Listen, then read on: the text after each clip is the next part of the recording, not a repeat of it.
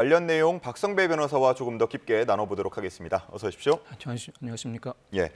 자, 이제 조금 뒤 오전 10시입니다. 서울 서대문구 경찰청으로 출석해서 전재수 의원이 조사를 받을 예정인데 계속해서 강하게 의혹은 부인하고 있는 상황입니다. 자, 그럼에도 경찰이 피의자 신분으로 소환한 배경은 어떻게 될까요? 무엇보다도 공소시효가 큰 문제로 대두되고 있습니다. 혐의 자체는 지난 2018년 8월경에 금품을 수수하였다는 의혹인데 기본적으로는 정치자금법 위반을 논해볼 수 있습니다. 그렇지만 정치자금법 위반은 징역 5년 이하 등으로 공소시효가 7년으로 2018년 8월경에 금품을 수수하였다면 이미 공소시효가 도과한 상황입니다. 수사기관 입장에서는 정치자금법 위반을 넘어서서 뇌물죄까지 혐의를 입증해내야 하는 숙제를 안게 되었는데 특가법상 뇌물수수죄 즉 3천만 원 이상의 금품이 오고 간 상황이라면 징역 5년 이상으로서 10년간의 공소시효가 남아 있긴 합니다. 그렇지만 이도 간단한 문제가 아닙니다. 현재 거론되고 있는 현금 2천만 원과 1천만 원대 명품 시계 만약 일부라도 누락된다면 3천만 원 미만에 이르게 되는데 3천만 원 미만에 이를 경우에는 뇌물죄도 일반 형법상 뇌물수수죄가 적용돼 여전히 징역 5년 이하 등으로서 공소시효는 7년에 그치게 됩니다. 경찰 입장에서는 정치자금법 위반도 넘어서야 하고 뇌물수수와 관련해서도 충분히 오고 간 금품을 입증해내야 공소시효의 문제를 해결할 수 있고 이를 위해서는 즉각적인 피의자 신문이 불가피한 상황이었습니다. 예. 금품을 받았다고 지목된 정치권 인사가 3명이 있었는데 그중에서 전 의원을 제일 먼저 들여다보는 이유가 있습니까? 무엇보다도 임종성, 김규현 전 의원의 경우에는 혐의 자체가 지난 2020년 4월 총선 즈음에 3천만 원을 지급받았다는 정치자금법 위반입니다. 상대적으로는 공소시효가 넉넉하게 남아 있습니다. 2018년이 아닌 2020년경 금품을 주고받았다는 혐의로 정치자금법 위반을 논하고 있는 상황이라 상대적으로 2년 정도의 시간이 더 남아 있다고 볼 수 있고 물론 그렇다고 하더라도 전 의원 사건 정도에 비추어 임종성, 김규현 전 의원의 사건이 쉽다고도 평가할 수 없습니다. 현금을 전달했다는 취지의 의혹이라 현금 전달자 등 기본적인 주체부터 특정해야 하는 부담은 여전히 남아 있습니다. 예. 자, 전 의원은 계속해서 언론 인터뷰나 SNS를 통해서 입장을 밝히고 있는데 SNS를 통해서 말이 안 되는 이야기다라고 하면서 차라리 현금 200억 원과 시계 100점을 받았다고 하라라고 주장하기도 했습니다. 그런 편이 논리적 개연성이 더 있지 않겠느냐 이런 이야기였는데 어떻게 보셨습니까? 일단 전 의원은 뇌물수수와 정치자금법 위반 혐의를 받고 있습니다. 앞서 경찰이 지난 15일에 전격적으로 압수수색을 단행하면서 전 의원의 자택과 의원실 등의 PC, 휴대전화를 확보했습니다. 그렇지만 현재 거론되고 있는 명품시계 현물은 발견하지 못한 상황입니다. 뿐만 아니라 당시 경찰은 통일교 천정군과 서울본부에 대해서도 압수수색을 단행했는데 이를 통해서 내부 회계장부와 보고 자료를 확보한 것으로 알려지고 있습니다. 사실 이와 같은 압수수색이 이루어질 경우에 적어도 2, 3주 정도의 텀을 두고 압수물 분석 작업을 해야 할 수밖에 없습니다. 그 압수물 분석 작업을 토대로 피의자 신문을 진행해야 하는데 현재 시간상 한계로 전격적으로 피의자 신문부터 먼저 진행하고 있는 상황입니다. 오늘 조사를 바탕으로 윤 전 본부장이나 한학자 총재에 대한 재조사 나아가서 압수물 분석 이후에 피의자 신문을 다시 한번 진행할 가능성도 상당히 높아 보입니다. 예. 자, 특검으로부터 이 사건을 넘겨받은 지 9일 만에 소환 통보가 이루어지는 건데 이 정도면 속도가 빠른 겁니까? 속도가 상당히 빠르고 시간에 상당히 쫓긴다는 인상을 지울 수가 없습니다. 경찰 입장에서도 2018년이 의혹의 정점으로 불거지는 시점이라 더 이상 시간을 늦추기가 어려웠을 것입니다. 올해를 넘긴다면 공소시효 문제를 지나치게 도외시한다는 비판에 직면할 수밖에 없어서 오늘 적어도 1차적이나마 피의자 신문을 진행할 수밖에 없는 상황이라고 할 수 있습니다. 무엇보다도 경찰은 전 의원에게 통일교를 방문한 사실이 있는지, 방문하였다면 어떠한 명목으로 방문하였는지, 특정한 행사에 참석하였는지 여부를 전반적으로 묻고 답을 들을 것으로 전망됩니다. 무엇보다도 뇌물죄는 시기, 내용, 방식이 특정되어야 하는데 무엇보다 윤 전 본부장이 자신의 진술을 번복하고 있고 자신이 직접 금품을 전달하였다는 취지가 아니라 전해들었다는 취지에 불과합니다. 뇌물죄는 그 특성상 공여자도 처벌되므로 공여자의 진술을 향후 번복한다고 하더라도 더 이상 번복할 수 없게 구체적으로 특정해둔 다음에 관련된 물증을 확보하는 방식으로 진행해야 하는데 이와 같은 진행에 상당한 제한이 따르는 상황이라고 할 수 있습니다. 권성동 의원 사건의 경우에는 윤 전 본부장의 다이어리에 큰 거 한 장 서포트라던가 1억 상자 사진이 윤 전 본부장 안의 휴대전화에서 발견된 정황이 포착되었습니다. 물론 권 의원의 경우에도 아직 판결이 선고되지 않은 이상 유죄를 예단할 수는 없습니다. 그렇지만 권 의원 사건에 비하면 전 의원 사건은 일정한 한계가 도사리고 있고 이를 넘어서야 하는 숙제가 경찰에 남아있다고 할 수 있습니다. 무엇보다 금품 전달 주체를 특정하여야 하는데 나아가서 한학자 총재가 지시 관여했는가 이와 같은 사정을 입증하기 위해서 비서실장과 비서실 관계자에 대한 조사도 박차를 가하고 있습니다. 예, 관련 물증을 확보하기 위해서 경찰이 전방에 압수수색을 벌인 게 나흘 전이었거든요. 자, 그러면은 입수한 물건들에 대해서 분석을 다 했을 수 있을까요? 분석은 할 수가 없습니다. 입수한 물건들, 특히 휴대전화 PC의 경우에는 포렌식만 하더라도 1, 2주 정도가 소요되는데 포렌식을 한 이후에 그 내용을 분석하는데도 역시 1, 2주가 소요됩니다.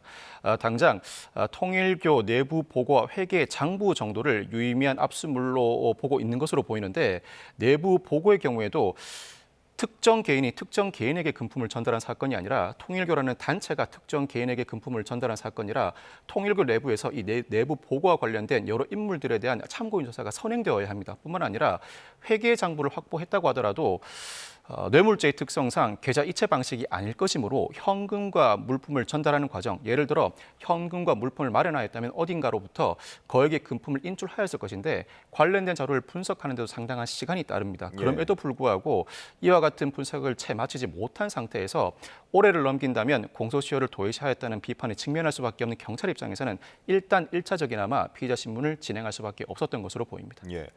뭐 계속해서 공소시효 부분을 언급을 해주고 계신데 만료가 되고 나면 해당 의혹에 대한 법적 책임은 전혀 물을 수 없게 되는 건가요? 만료가 되고 난다면 경찰에게 책임을 묻기는 상당히 어려워 보입니다. 물론 뇌물죄를 입증하지 못한다면 법적 책임을 물을 수 있을지언정 정치자금법 위반으로 기소를 하지 못했다는 사정을 들어 경찰에게 책임을 묻기는 상당히 어렵습니다. 특검으로부터 사건을 넘겨받은 시점 자체가 최초 진술이 이루어진 시점으로부터 4개월을 도과해 경찰 입장에서도 시간적 한계가 명백한 상황이라고 할 수 있습니다. 물론 뇌물죄가 성립하기 위해서는 직무 관련성과 대가 관계가 입증되어야 하는데 국회의원은 국정 전반에 걸쳐서 광범위한 권한을 행사하고 있다 보니 판례상 국회의원의 의정 활동과 관련해 포괄적인 대가 관계만 인정된다면 뇌물죄는 입증할 수 있다고 볼 수 있습니다. 이에 따라서 대가 관계가 구체적으로 특정될 필요는 없지만 적어도 어느 정도는 어떤 현안에 대한 청탁인지는 특정해야 하는 입장이 수사기관의 부담이라고 할 수 있습니다. 그런데 현재 전 의원은 한일 해저터널 현안에 대해서 일관되게 반대해 왔다는 입장을 견지하고 있고 이를 토대로 막연히 통일교 측이 전 의원이 잘해주겠지라는 기대감에 금품을 전달하였다. 이 수준에서 수사가 그친다면 정치자금법 위반에 그치고 이는 공소시효 도과로 더 이상 수사를 진행할 수 없는 난관에 봉착하게 됩니다. 네. 자, 지금 저희가 현장을 좀 연결을 해봐야 할 것 같은데요. 서울 남부지검의 관봉권 띠지 분실 사건을 수사하는 안권섭 특별검사팀이 첫 강제 수사에 나섭니다. 특검은 이번 수색을 통해서 한국은행의 관봉권 제조 그리고 지급 과정 등과 관련해서 정보를 확인한다는 계획인데요. 현장 한번 확인해 보도록 하겠습니다.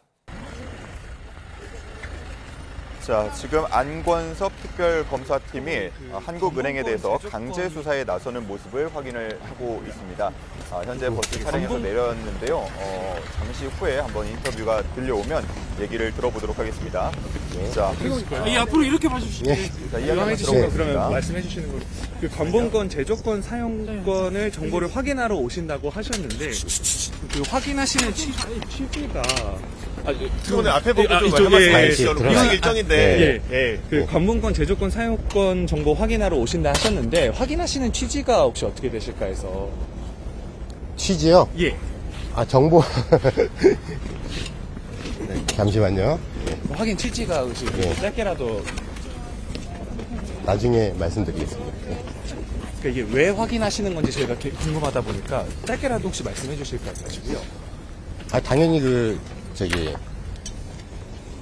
정확한 띠지하고 스티커에서 어떤 정확한 정보를 담고 있는지가 수사의 단초가 되니까요. 반드시 확인하기엔 수사의 전제 절차라고 보시면 됩니다. 그러니까 오늘 그러면 한국은행에서 들어가셔서 주요 확인할 부분은 어떤 부분들을 좀 확인하실 수 나중에 있을까요? 말씀드리겠습니다. 포렌식은 혹시 왜 필요한 절차인지 한번 설명해 주실 수 있으실까요? 잠깐만요. 포렌식이 혹시 왜 네, 김기욱 특검보의 이야기를 들어봤고요. 관련된 소식 들어오면 저희가 추가적으로 더 전해드리도록 하겠습니다.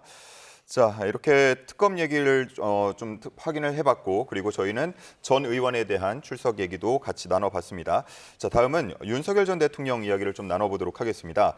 어제 윤 전 대통령이 군사법원에 증인으로 출석했습니다. 군인과 경찰을 향해서 사과 메시지를 내서 주목받기도 했는데, 하지만 정작 자신의 내란 혐의랑 관련된 질문에는 좀 정당화를 하거나 반발하기도 했거든요. 어떻게 보셨습니까?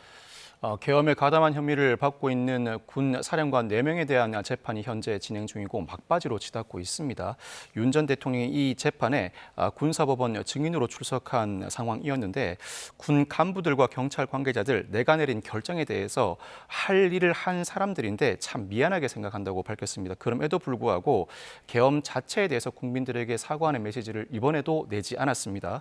야당의 입법 독자 줄 탄핵을 알리기 위한 북을 울리는 심정으로 계엄을 단행하였고 기존 경고성 계엄에서 더 나아간 메시지 계엄이라는 표현도 사용한 바 있습니다. 이에 따라서 윤 전 대통령이 향후 자신의 재판에서 어떤 입장을 견지할 것인지 더욱 뚜렷해졌다고 할 수 있는데 아마 내년 1, 2월쯤에 선고될 윤 전 대통령의 재판 선고 결과를 어느 정도 예단해 볼 수 있을 만한 재판이었다고 볼 수 있습니다. 예. 앞선 공판에서 불출석을 이유로 재판부로부터 벌금 500만 원을 부과받기도 했는데 이번에는 벌금을 피하기 위한 면피용 진술을 늘어놓은 것으로 보인다라는 평가도 나옵니다. 특검과 신경전을 벌이기도 했다고요. 군 사령관들 재판은 모든 증인 신문을 마치고 윤 전 대통령과 김용현 전 국방부 장관 증인 신문만 마치면 선고를 할 수 있는 상황입니다. 어제 증인으로 출석한 윤 전 대통령은 대체로 증언을 거부했습니다. 나아가서 이 자리에는 특검이 나와 있는 것 같은데 특검이 자신을 위증죄로 추가 기소하는 등 여러 불편한 상황을 보이고 있다. 특검의 진술 내용을 전해드린 군 검찰의 신문에 대해서도 대체로 응하지 않겠다는 입장을 밝혔습니다. 대체로 진술을 하지 않고 자신의 일정을 이유로 조기에 퇴장한 상황이어서 군사법원은 오는 30일 윤 전 대통령에 대한 증인 신문을 추가로 이어나갈 방침입니다. 예.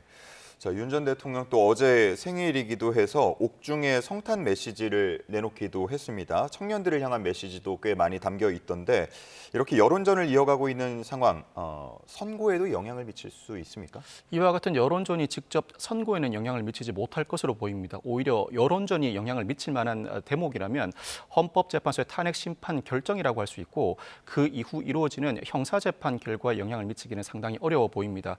윤 전 대통령에 대한 재판은 김용현 전 국방부 장관, 조지호 전 경찰청장 재판과 조만간 병합될 예정입니다. 애초에 이 사건들이 모두 병합돼서 진행될 것인가, 각자 진행될 것인가도 관심 대목이었는데 오는 1월 중 이 사건 전체가 병합되면 1월 중에 증거조사와 결심까지 모두 마칠 것으로 전망됩니다. 이 일정에 따른다면 1, 2월 중에는 선고가 이루어질 것으로 전망할 수 있습니다. 네, 알겠습니다. 자, 관련 내용들 살펴봤습니다. 박성배 변호사와 함께했습니다. 말씀 고맙습니다. 감사합니다.